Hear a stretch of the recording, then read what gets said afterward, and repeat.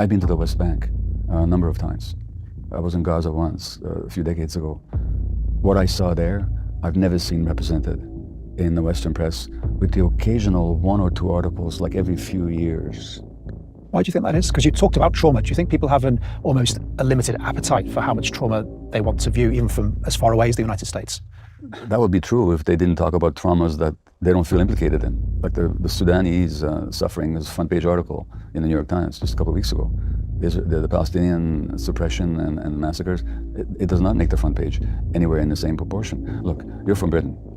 If you walk around Trafalgar Square, or if you go to Westminster Abbey, where all the poets and writers, but also all the military leaders are buried and honored, what you've got is these monuments to mass murderers, people that have killed black and brown people all over the world for centuries. And these are the heroes. What I'm talking about is empire. What I'm talking about is colonialism. So it's not just a matter of people are too traumatized to look at reality.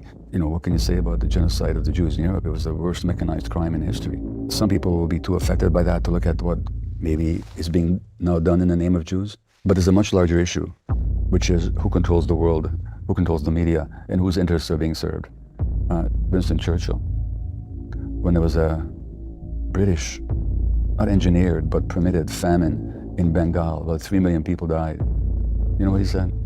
He said, oh, this is a filthy people with a filthy religion.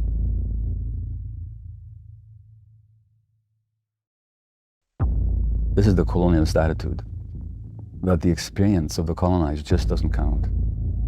And so that there's much more going on here than simply trauma and its impacts on people's consciousness, which certainly exists. But there's also a world system that has certain interests that it follows ruthlessly, and the media fall in line.